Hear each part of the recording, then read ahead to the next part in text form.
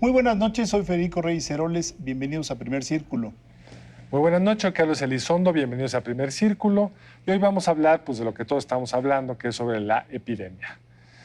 Todos nos volvemos expertos express, pero no lo somos, así que decidimos invitar a un verdadero experto. Y con nosotros, médico, bioquímico más bien, Toño Lascano, estás con nosotros. Por favor, cuéntanos cómo ves este momento en el que estamos. Con mucho terror, lo veo con mucho terror porque si uno se da cuenta del crecimiento tan desenfrenado que ha tenido el número de personas infectadas, el número de personas muy enfermas, el número de muertos, lo que uno se percata es que los esfuerzos por contener la pandemia, que en algunos lugares han sido exitosos hasta donde sabemos, como en la República Popular China, en Corea del Sur, en otros lugares no han tenido el mismo eco. Vemos el desastre en Italia, en España, en Francia, y me temo que el desastre ya nos llegó a América Latina también, en particular a México. Al mismo tiempo tengo un cierto optimismo porque algo que la gente no se percata es que en las espaldas de ese virus tan minúsculo que carga con miles de muertos, encontramos también un punto que es muy débil, que es casi una metáfora de la lucha contra la naturaleza. En ese sentido es, no resiste el agua y el jabón. A ver, cuéntanos un poco de la naturaleza de este virus. Bueno, los virus ni están vivos ni están muertos. Son simplemente entidades biológicas que se replican. Vivimos sumergidos en un océano de virus. Si los virus los pudiéramos ver, no alcanzaría yo a verlos a ustedes. No ¿Está lleno de virus acá? Totalmente. La mayor parte de esos virus no nos hacen daño. Incluso algunos de ellos han jugado un papel muy importante en la evolución. ¿Flotan en el aire? ¿Cómo flotan en el aire, están en las superficies, están en el suelo, en el agua que bebemos, en los alimentos, lo cual no significa que vamos a vivir asustados. Simplemente hay una serie de medidas higiénicas que nos ayudan. Hay las vacunas, hay los anticuerpos de nuestras propias defensas, etc. Pero todos los virus tienen una propiedad que es fascinante y es que se replican. Se replican porque tienen ácidos nucleicos. Los virus o son de DNA, esta doble hélice donde está almacenada la información genética, o son de RNA. No conocemos virus mixtos. Los de DNA son extraordinariamente estables. Un virus de DNA es tan estable como la información que almacenemos. ¿Como ejemplo de virus de DNA? El virus de la viruela, por ejemplo. Son virus para los que tenemos vacunas y no hay ningún problema, son extraordinariamente son los que estables. cambian. Y los que cambian mucho son los virus de RNA. Cambian tanto como un rumor o un chisme, por ejemplo. Ahora, tú has sido investigador de la UNAM por décadas, ahora eres miembro, por fortuna para el país, del Colegio Nacional, y desde tu laboratorio han precisamente centrado sus esfuerzos en el RNA y han encontrado algo que ahora mundialmente hablando es muy significativo, y es, si lo entendí bien, de qué se nutre este virus. Así es. Lo echamos a andar.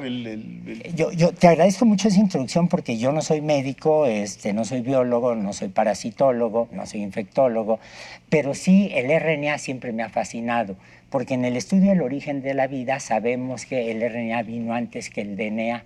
Entonces, cuando estamos estudiando el origen de la vida, un modelo espléndido son los virus. Y hay distintos tipos de virus de RNA. Sabemos cómo sintetizar algunos de sus componentes en el laboratorio, sabemos cómo romper las cadenas, sabemos cómo se pueden estabilizar. Y un problema que es muy importante en origen de la vida es cómo se empezaron a multiplicar las primeras células. Y dijimos hace 5 años más o menos, vamos a estudiar si tenemos alguna pista en cómo se replican los virus de RNA. Llegaron al laboratorio dos, ya son colegas, Rodrigo Jacome, que es médico, José Alberto Campillo, que es biólogo. El segundo estudia de qué tan antiguos son los virus de RNA. Y el primero, para su tesis de doctorado, es un médico con una enorme habilidad matemática, le puse yo como problema a resolver cómo se puede entender la evolución de las polimerasas. Las polimerasas son estas moléculas que hacen copias de los virus, como la fotocopiadora, digamos, ¿no? Que te hace copias de una hoja. Y de repente nos dimos cuenta que todos los virus de RNA conocidos, todos tienen polimerasas que tienen un origen común y que de hecho podemos rastrear a las similitudes a RNAs polimerasas y DNA polimerasas de las células. Como todas tienen origen común, decidimos hacer una historia familiar, lo que llamamos en biología una filogenia. Como siempre ocurre en ciencia, había otros grupos trabajando en el mismo problema. Y un grupo alemán, un grupo checo y nosotros al mismo tiempo, diferencia de semanas, descubrimos que como todas son de origen común, uno puede rastrear su historia sin ningún problema. Es decir, todos los virus de RNA, el de la polio, el del Zika, el del SIDA, los coronavirus, comparten el gen que codifica para esa polimerasa. Tiene una fotocopiadora muy parecida, lo cual significa que tiene propiedades en común, lo cual significa que si tú sabes cómo inhibir, por ejemplo, la polimerasa del virus del SIDA, la molécula con la que tú estás inhibiendo la fotocopiadora del virus del SIDA te va a servir para inhibir la del coronavirus, claro, o la del virus de la polio, o del Zika, o del dengue. ¿Y hemos podido hacer eso? En eso estamos. Eso, perdón, es lo que te explica por qué estos resultados que a todo el mundo lo sorprendieron cuando se les empezaron a dar antirretrovirales a los enfermos de coronavirus y funcionaron en muchos casos. Claro, porque estás hablando de moléculas diseñadas para otra polimerasa, para otra fotocopiadora, pero que funcionan para los coronavirus. Pero si me permiten un paso atrás, que dijo algo muy importante que luego nos desviamos, que es que este virus tiene una cosa muy terrorífica, pero lo mata el agua y el jabón. Así es. A ver, explícanos eso, porque yo entiendo que flota en la saliva de alguien que estornuda. ¿Cómo puede estar ahí metido y no morir? Eso es muy sencillo. Los virus tienen el material genético, RNA o DNA, adentro de una cajita. Y esa cajita es una cajita de proteínas que llamamos cápsides. Sabemos de dónde salen las cápsides. De hecho, el otro colega de laboratorio, José Alberto Campillo, ya encontró que esas cápsides vienen de proteínas celulares. Es decir, el virus es una especie de construcción evolutiva donde va pescando cosas de diferentes células. Bueno, en el caso específico de los coronavirus o del virus del SIDA o del virus del Zika, cuando el virus se multiplica en el interior de una célula y sale, se roba parte de la membrana celular. Se lleva un poco de la membrana celular, de nuestras membranas. Los virus, en particular el de los coronavirus, parecen piñatas, de esas piñatas mexicanas tradicionales. Ya están hechos piñatas de coronavirus. Así es, espléndidas, ¿no? Con esos picos, ¿se acuerdan? Bueno, esas proteínas, esas espículas, son lo que permite que el virus reconozca un receptor en las células y entren. Pero todo eso está sostenido en parte de las grasas, de los lípidos, de la membrana celular.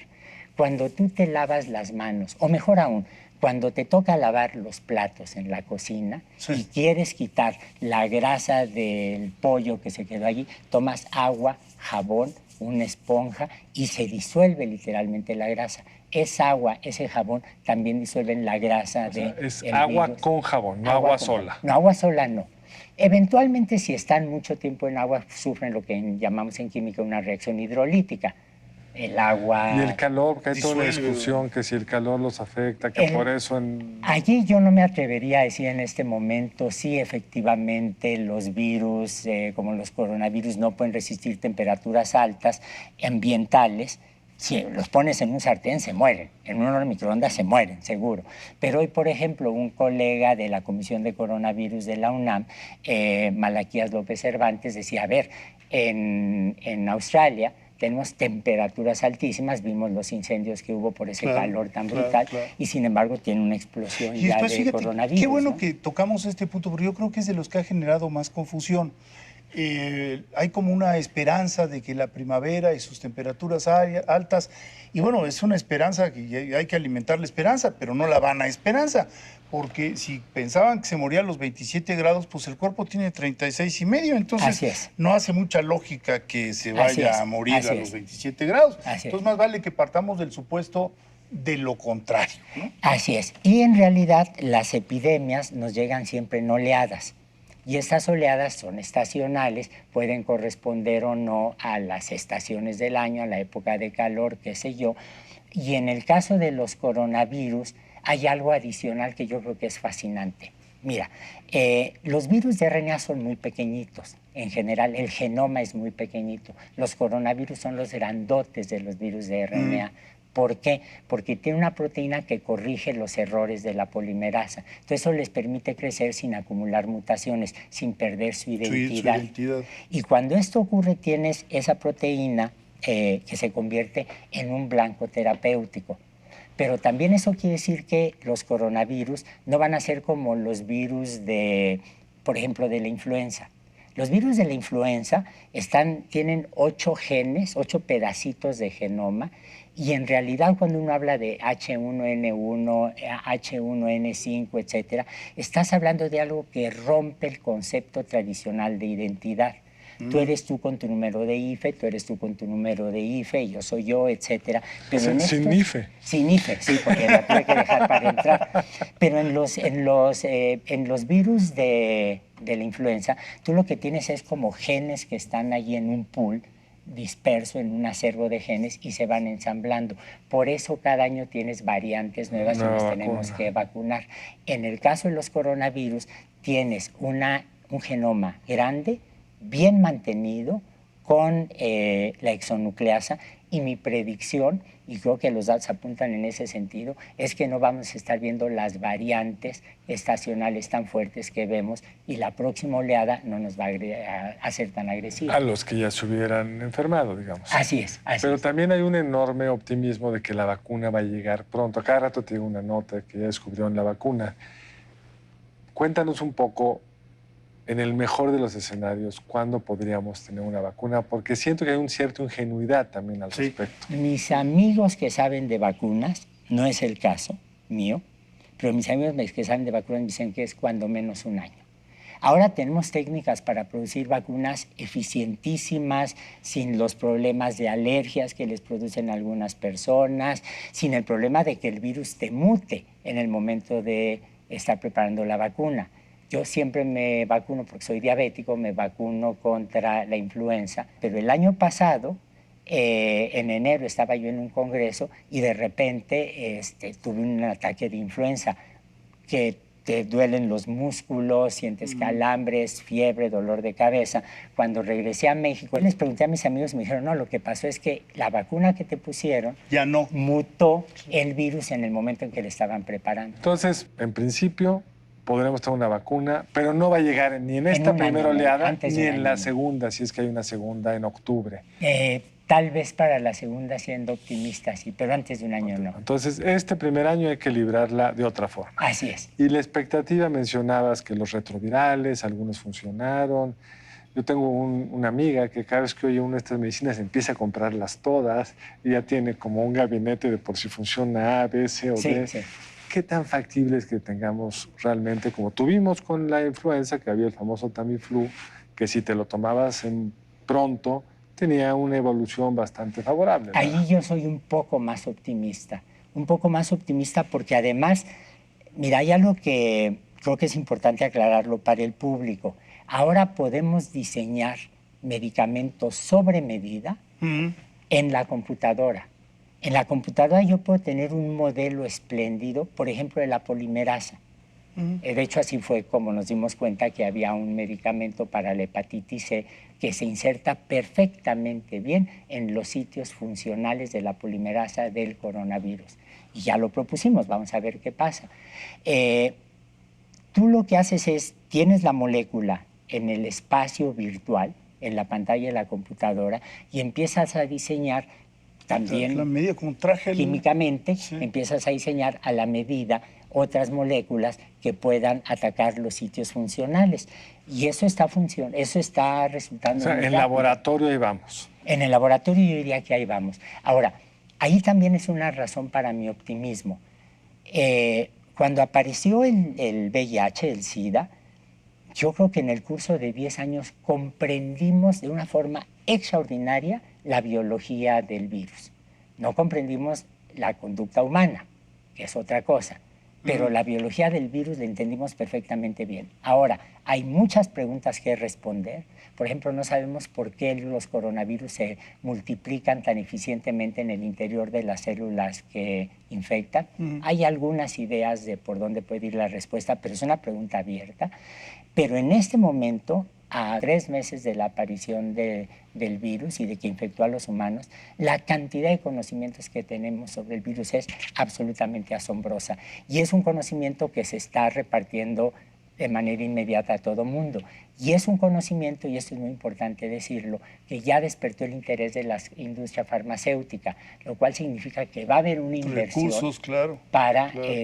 investigar más y producir las vacunas, que ese es el otro problema. Las vacunas por un lado, pero por otro lado están los antivirales. Así es, así es. ¿Y tú eres más optimista respecto a los antivirales? En este momento sí.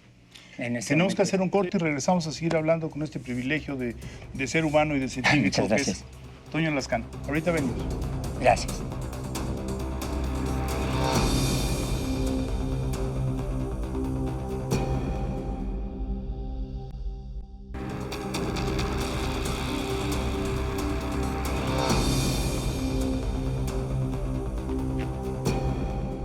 A ver, Toño, el otro día le escuché a un científico mexicano decir que la ausencia de prueba no es prueba de ausencia. Sí. ¿A ti?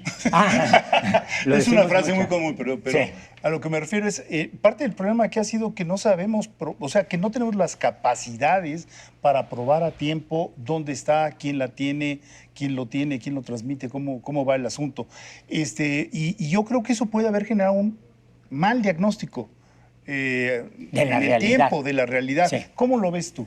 Yo estoy muy preocupado porque desde hace 2 semanas escuché a epidemiólogas, epidemiólogos, infectólogos, a distintos colegas que decían, ya, por amor de Dios, comiencen ya a hacer pruebas, declaren ya que estamos entrando a una fase más cercana a la fase 2, etcétera. Y allí hubo un retraso, pero uno debería ver algo como ha ocurrido en el pasado. México ha tenido experiencia de 2 epidemias brutales, la epidemia de VIH y la epidemia de influenza en el 2009.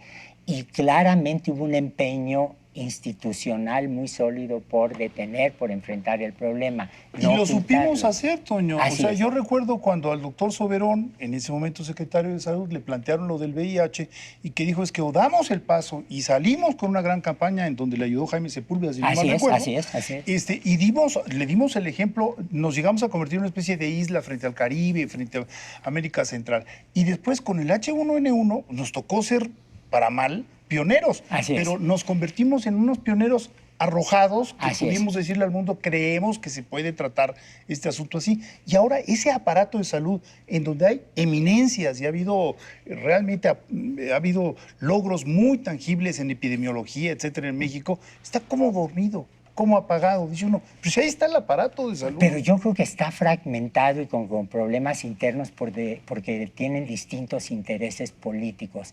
Miren, si el doctor López-Gatell en este momento hiciera una convocatoria para juntar a los virólogos, a los virólogos moleculares del CINVESTAB, de la universidad, de los institutos de salud y todos en conjunto trabajar, yo creo que todos haríamos a un lado nuestros remilgos y nuestras Eso diferencias. hicieron en el Reino Unido. Porque En el así Reino es. Unido tuvieron que cambiar de esta política más permisiva porque unos epidemiólogos les explicaron que la tendencia era horrenda. Devastadora. Sí. Con la información que tenemos hoy, ¿cómo te imaginas podría ser la tendencia epidemiológica de este virus? ¿Cuándo se empieza a aplanar la curva o bajar la tasa de...? Es muy difícil que no tenemos suficiente información. Pero... No tenemos la suficiente información y yo no quisiera dar un mensaje desalentador ni negativo, pero porque más no está en mi naturaleza el ser pesimista, pero yo creo que la sociedad entera se ha estado moviendo, reflejado, por ejemplo, en escuelas que se adelantaron a las decisiones del gobierno, en grupos que empezaron a exigir que hubiera acciones concretas, empresas que han hecho esto de la distancia social, etcétera. Yo espero que esa presión muy bien articulada se refleje en estos próximos días, que es cuando se va a disparar evidentemente el número. No hay país que te pueda tener el número de camas suficientes, el número de ventiladores suficientes. Esa era toda la idea de empezar antes para Así es, aplanar así la es. famosa Sí, curva. ir Ahora, disolviendo en el tiempo, ¿no? Aquí yo creo que hay algo que es muy importante decir. Cuando las autoridades de salud, todos los epidemiólogos, los expertos, etcétera, dicen aplanemos la curva, no solo lo están haciendo para decir reduzcamos la presión sobre el sistema hospitalario, sobre el aparato de salud, sino también porque eso significa que tú estás quedando fuera de la estadística.